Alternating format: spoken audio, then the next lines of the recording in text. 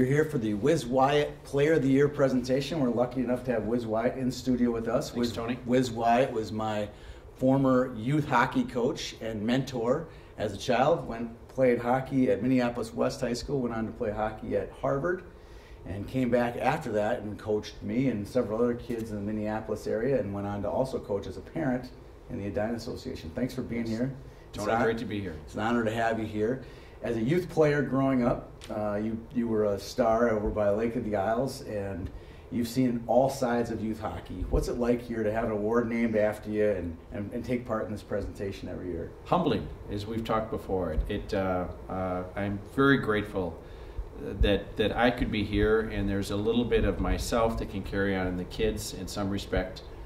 Speaking of the name only, but really the spirit of the award itself and how it's taken hold amongst parents, coaches, and that is very humbling to me. It truly has. I mean, it is your name, but it is the spirit of what you did. You were a volunteer coach. I also went on to volunteer coach afterwards. Yeah. And now, as I told you on the phone, I've had kids that I've coached who are now volunteer coaching. Yeah, so that's the whole point of the award, is that giving back to your community and being part of it and being an upstanding first-class guy like Wiz was. All right, let's get to talking about the award. Let's talk about last year's winner. You obviously met Ben Brinkman last year. I sure did. Last year, Ben won the Wiz Wyatt Player of the Year award. The big man was a great defenseman on the best team in Minnesota. He was a three-sports star and top student in Edina. This year's list of finalists is about as complete list of players you will ever dream of. Every one of them is extremely deserving of this award. Grayson Height is everybody's All-American. Great athlete, a top student at Olson Middle School, and a tremendous leader and a great addition to the West Bloomington community. Nate Warner from St. Cloud is not only a fantastic player, he's a great athlete and very well respected at the hockey rink, but also in the classroom. Christian Miller from Greenway is as good an athlete Minnesota will find in the 7th grade.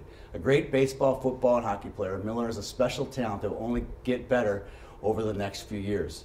Matthew Gleason is today's version of Joe Mauer, a great multi-sport athlete, a lead-by-example leader, and a very good student at Nativity of the Lord in St. Paul, a feeder school to Cretin-Durham Hall.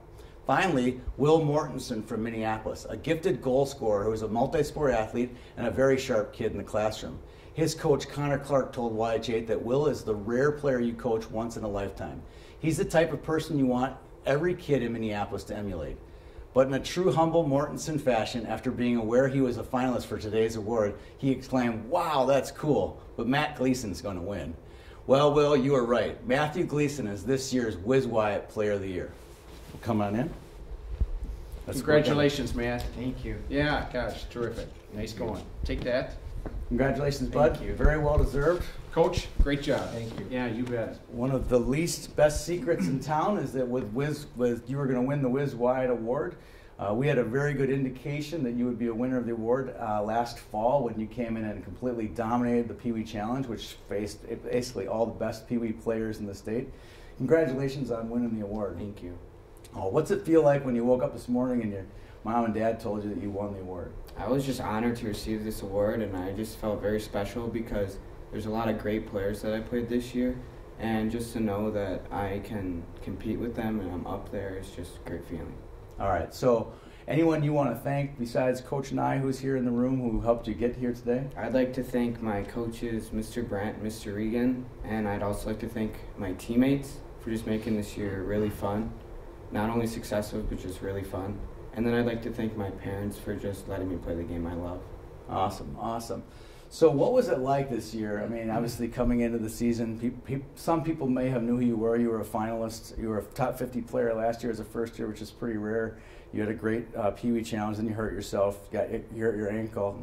What was it like, though, once you finally got your wheels underneath you and being a marked man out there? I'm not going to lie. It was very challenging at times. I mean, kids hooking you and slashing you and hitting you. But overall, it just motivated me more to win and just to work that much harder to come out with a win. Awesome, awesome, awesome. Was there a great memory that you had? I mean, you have so many of them. You were MVP in just about every tournament that we saw you in. You won a state tournament last year. You won a state tournament this year. There's got to be tons of great memories. Let's get one of them from you. Probably the most memorable thing was beating Alex in the semifinal game. The last second goal, right? Down by 3 with 4 minutes left and tying it up and then taking it to double overtime and beating them. And then winning another state tournament was just amazing. That was great. So, Chris, lucky guy, you get to coach Matt Gleason this year. Tell me what it was like having a kid like Matt on your squad. Well, I have to be honest with you. I think I've taken it for granted because I've coached him, for the last 9 years through the youth ranks, and to just take a step back and watch what he did this year was pretty amazing. I mean, he averaged 3 goals a game in 40 games, and think about that. And I think the difference too, and probably over, he had probably over 80 assists too. So he came and delivered every single game. And to see 12 and 13-year-olds that normally are, you got a lot going on in your life, and Matt delivered every game. His compete level was something I've never seen before. So. All right, so tell me a story. I'm sure you got hundreds of them about Matt. I mean, my favorite one is the last second goal he scored against Alex up in our tournament, the Founders Cup. That was when I knew that your team had arrived when you had beaten Alex up in I was in Greenway, actually. Yeah. Tell me your story. There are too many to recount, but there's 2 in particular. That Hibbing tournament, I don't think a lot of people realize, but he played with pneumonia. So he literally was on a half. I mean, he was in half a lung, and he still was the best player and won the MVP with 16 points, I think, in that tournament. The first weekend back, we played in the Stillwater AA tournament. We're an A team, and he had 2 months off with that broken ankle, and he came back and he scored a hat trick in his first game and had 2 assists, and we had 5 points. And then the last one was probably Woodbury.